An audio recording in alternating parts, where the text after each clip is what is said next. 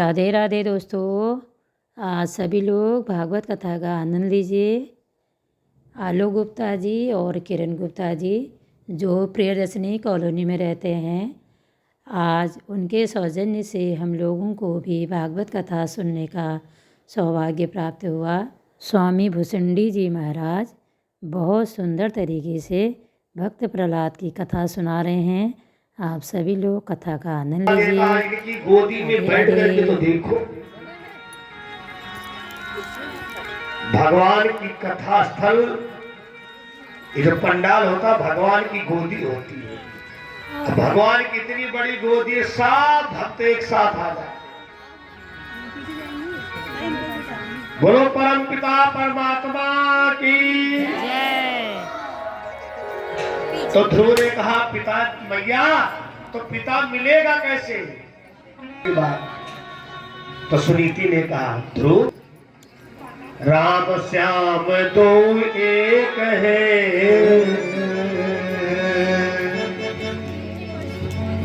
अरे मोड़ है न जानती को,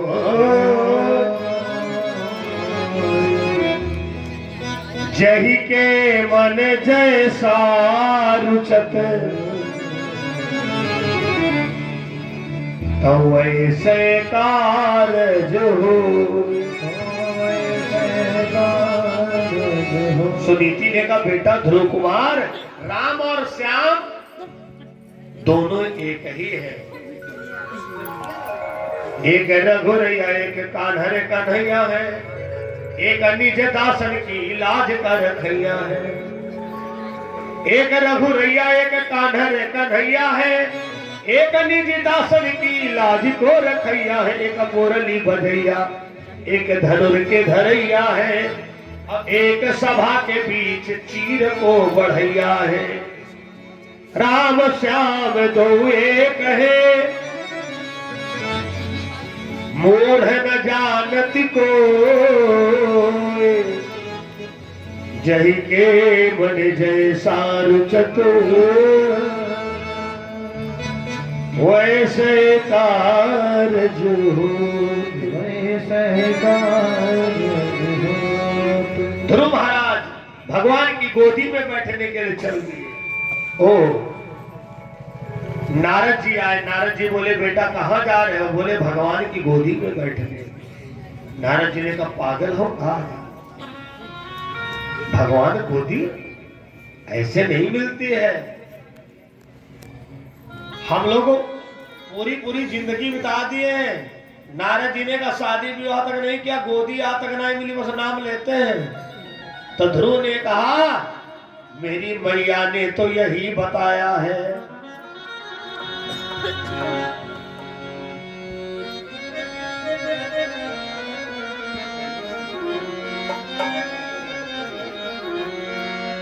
यही सदग्रंथ कहते हैं, यही हरि भक्ति कहते।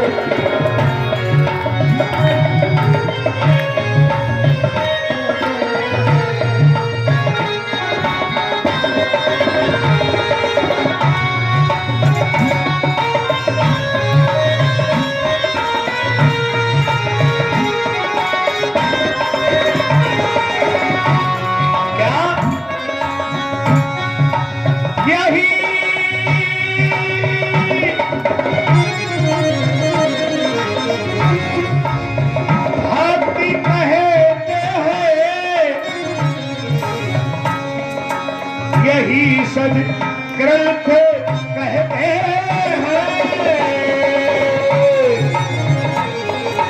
यही सद ग्रंथ कहते हैं। न जाने कौन से गुण पर, न जाने कौन से गुण पर दयाली मेरी जाने।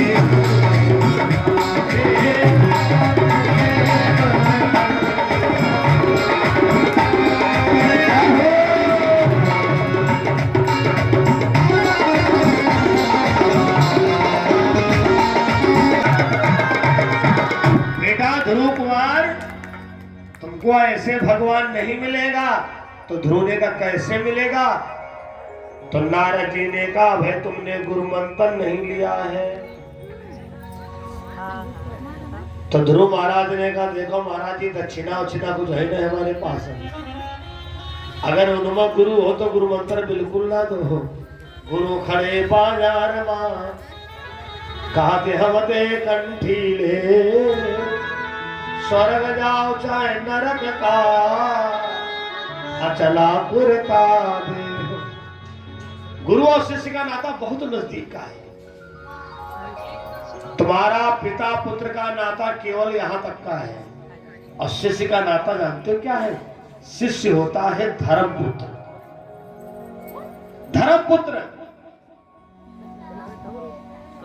जो यहां भी है और वहां पर भी है। जीवन में गुरु करना बहुत जरूरी है। तो नारद जी ने कान में मंत्र दिया, ओम नमो भगवते वासुदेवाय। और ध्रुव महाराज इसी मंत्र का जाप करने लगे। पहले महीना में तो सामे साम खाते थे जो कुछ मिल जाए। दूसरे महीने में केवल फल देख रहे हैं। तीसरे महीने में केवल पानी पीते हैं। चौथे महीने में केवल पानी देखे। आओ पंचमे भक्षणम, पांचवें महीने में केवल हवक सहारे। सांस रोक लिया, सारे संसार की हवाएं बंद हो गई। सारे संसार की हवाएं बंद हो गई और परमात्मा को आना पड़ा। ध्रुव ने कहा वरदान मांगो। ध्रुव ने कहा कौन हो? बोले जिनका बुलाया रहा। बोले डुप्लीकेट हो। अगर असली वाले होते तो हमारे दिल की बात तो जान जाते तुम। भगवान बोले हाँ बेटा। बिना अल्ट्रासाउंड के इलाज शुरू किया था, इसीलिए अच्छा डॉक्टर पहले चेकअप करवा देता है।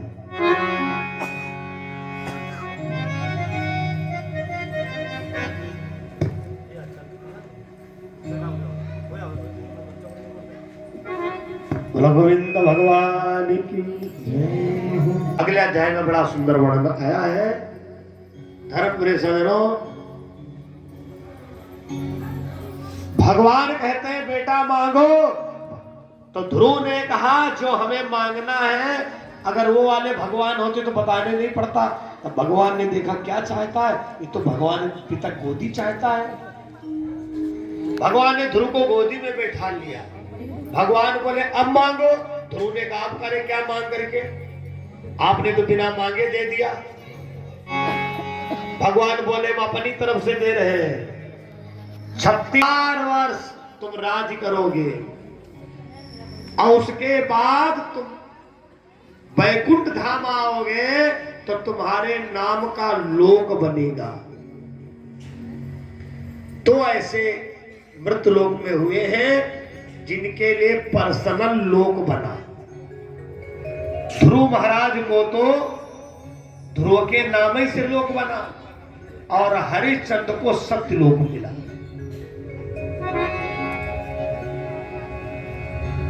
भगवान बोले ध्रुव, जो तुम्हारी सौतेली मां ने तेरा अपमान किया, गोदी से फेंका, वही मां तेरी तुझको मनाने आएगी। भगवान अंतर ध्यान हो गए और सपना हुआ रानी सुरुचि को, सुनीति का पुत्र तपस्या करके आ रहा है। अगर तुम लोग लिवाने नहीं गए तो सब राजपाट नष्ट कर दूंगा। वही सुरुचि आती ध्रुव को मनाने के लिए। ध्रुव ने कहा सुनो, हम पहले अपनी मां के पास जाएंगे जिसने परम पिता से मिलाया है। असुनीति रो रो करके अंधी हो गई। ध्रुव गया, मां मैं आ गया और हमें परम पिता मिल गया।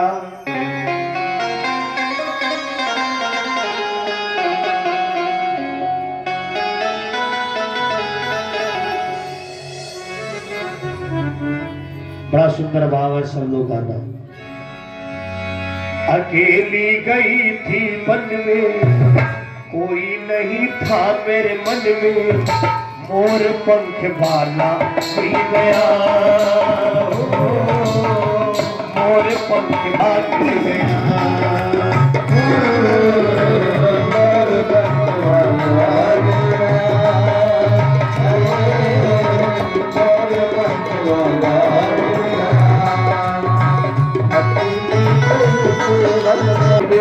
कोई नहीं था मेरे मन में, अकेली गई जीवन में, कोई नहीं था मेरा मोर पंख वाला उड़ गया, मोर पंख वाला उड़ गया।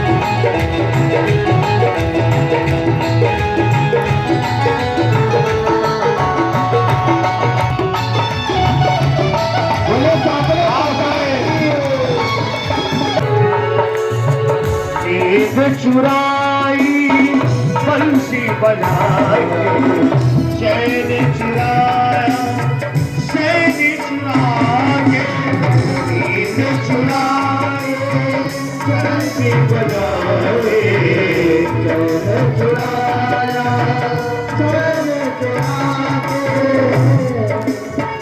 लगी आस मेरे मन में, कहीं थी वृंदावन में, लगी आस मेरे मन में, कहीं थी वृंदावन में, मोर पंख वाला मिल गया, मोर पंख वाला मिल गया।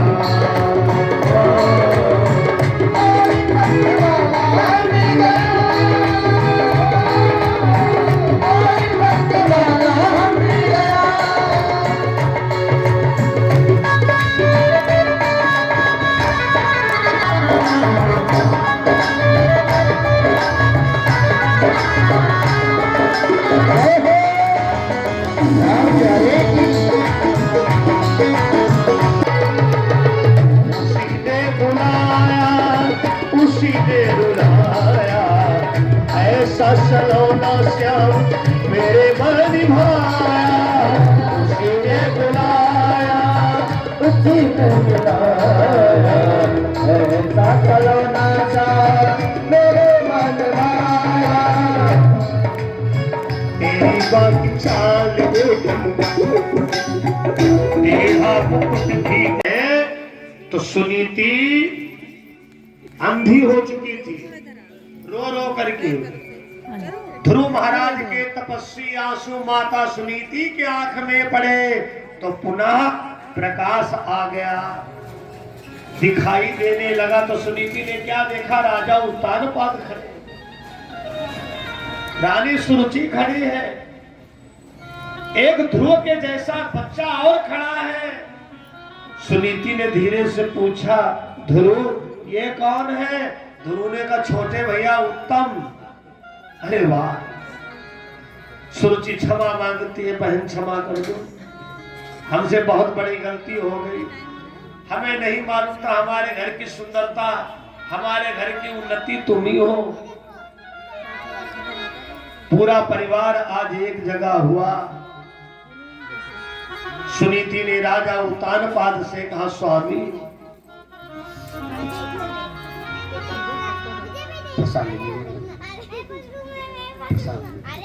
बोलो गोविंद भगवान की जय।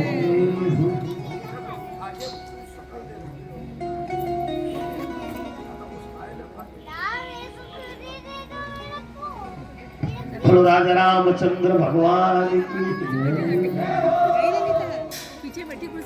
सद्गुरुदेव भगवान की जय। ब्रह्म सच्चिदानंद भगवान की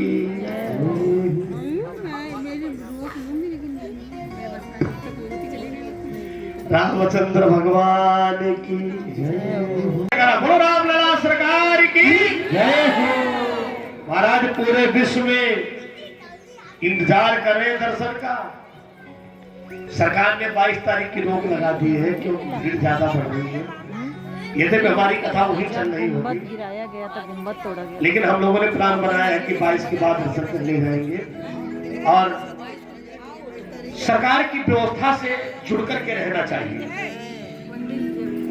जैसे जो घर का गार्जियन होता है ना, तो घर के जितने सदस्य होते कहते भाई देखो हमारे पिताजी नहीं, हम अपने गार्जियन के हिसाब से, ऐसे ही सरकार भी एक देश का भविष्य होती है, बड़ी जिम्मेदारियां होती है। तो मैं भी कहूंगा उसे टेलीविजनों पर दर्शन करना। अब तो रामलला आई गए हैं, कहीं नहीं जाने वाले हैं। बोलो रामलला सरकार की।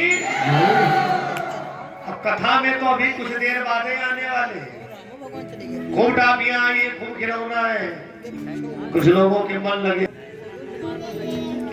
सबको बांटे जाएंगे। जो खिलौना वाले होंगे उनका खिलौना दिए जाएंगे, जो टाफी वाले होंगे उनको टाफी दी जाएंगी। बोलो गोविंद भगवान की।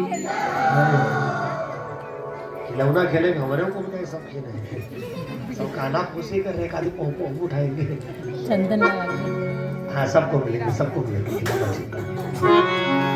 बोलो राजा रामचंद्र भगवान की जयकारा उच्चों से लगाओ, बड़ा आनंद आएगा। मैं बहुत बहुत आशीर्वाद देता हूँ। जो हिम्मत भगवान ने आलोक कांत गुप्ता को दिया है, क्या इन्होंने गया अपने पितरों का किया है। हर एक व्यक्ति को चाहिए, तीसरी पीढ़ी अगर चालू हो गई है तो गया जरूर करना चाहिए। महाराज पितर बहुत आशीर्वाद देते हैं कि देखो हमारे खानदान में एक सपूत ऐसा आया जो हम लोगों के लिए सोचा। पितर आपके क्या नहीं दे करके गए हैं, तुमने उनके लिए अगर कुछ अंश लगा दिया तो जानते हो जो सुनवाई तुम्हारी आज तक नहीं हुई, पितृ लोग देवता जो है ना, वो सुनवाई तुम्हारी करवा देंगे। बोलो भागवत भगवान की। कि अगर आवासीय मकान है तो 100 मीटर दूर दारू की ठेका और वो जो अन्य व्यवस्था है तो हम काहे के नाम ले। हाँ, ये आबादी से दूर होना चाहिए। जरूर किसी ना किसी दिन लड्डू गोपाल भगवान नजर डालेंगे। ताड़ी खाना हो जाएगा श्याम का ठिकाना।